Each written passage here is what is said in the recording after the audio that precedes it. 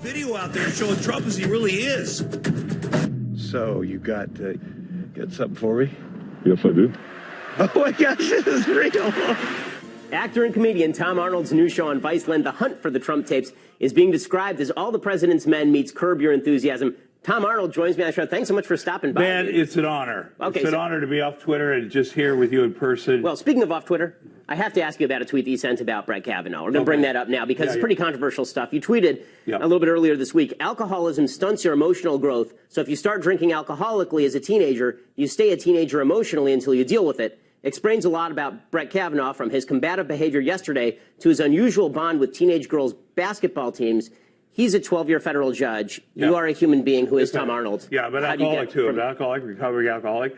And, it was more about the way he conducted himself. I think there's a young woman that he referenced in his yearbook named Renata Schroeder, and he referenced her. And there was the alumni club, and he referenced her, and she came forward, and all he and his buddies all said they had sex with her. That was the Renata Alumni Club, and it's in his yearbook, and they all said they had sex with her, and he chanted stuff about her, and that's a kind of a young guy. I don't know if you were in a fraternity, but that's what young guys do. I know. That's why. That's Look why at me, dude. Look at me. Listen, I mean, come on. You're genuinely a good, nice young man. You genuinely are. I appreciate it. Thank you. And that's why I'm here. But I went to the University of Iowa.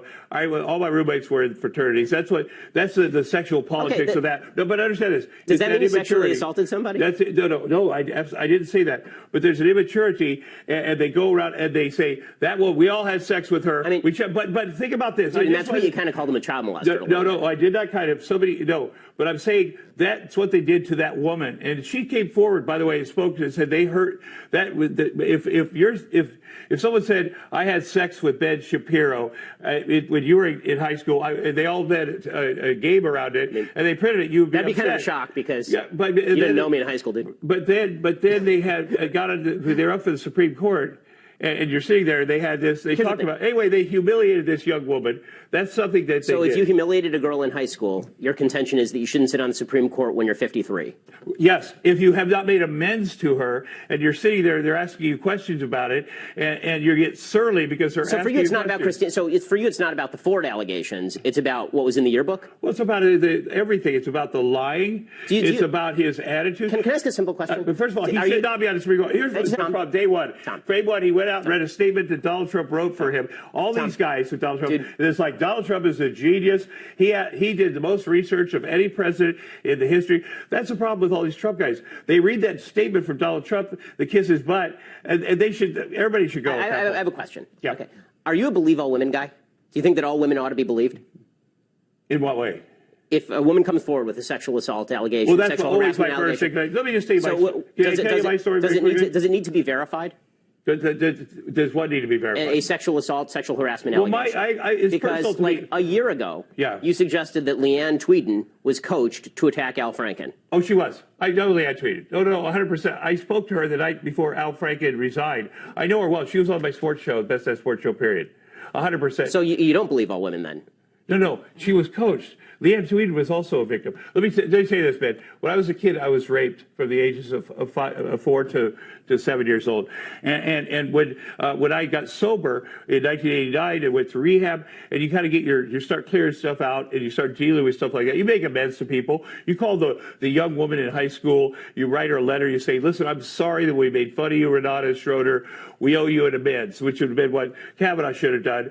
But you go back and you start dealing with this thing that happened to you, and you write about it, and you decide whether you're going to confront the guy. And I went back to my old hometown to see the other kids that I grew up with to see if it also happened to them.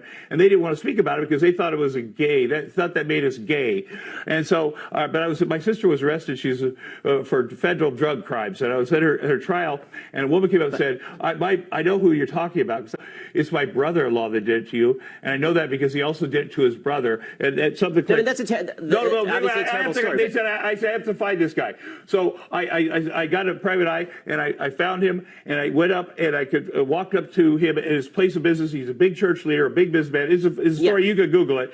And as I got up to him, all of a sudden, bam, I was back in that room. The trauma, I could smell the laundry outside of that room from 25 years before. I'm saying that trauma is always there. You always feel it. You always remember it. And I confronted him, and I walked from there to the state capitol building. I went to Terry Branstad's office. He's a Republican governor of Iowa. Right now, he's an ambassador to China. I walked in there. I said, Terry, this guy's about to adopt his fourth son. You have to stop it immediately. He's like, that's a federal offense, Tom.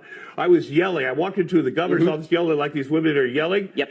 And they said, oh, you can't do it. But 2 days later, his adoption fell through. Terry Branstad helped me because I went into his office. And also because there were multiple verifiable cases, it sounds like. No. You said there were multiple victims. Hold on. Dude, because that's why I you're believe. Saying that's just why you're talking about being raped from 4 to 8 and equating that with the yearbook entry 4 to 7. No, what I'm saying is that's why I believe, because I have a personal experience with it. But you don't believe all women. That's the point that I'm making. I believe the first thing. That's why I tend to believe, because it happened to me, and I know, and it feels like, well, it's 30 years ago. I know you can feel it. I tend to from believe 30 years ago. That's why I believe people. So Tom, that's my personal experience. I was brutally bullied in high school in terrible ways. Kavanaugh lied. He's discussing, and by the way, Trump appointed him. Trump lied. Trump has sexually assaulted women. He's harassed them. Trump He's a liar.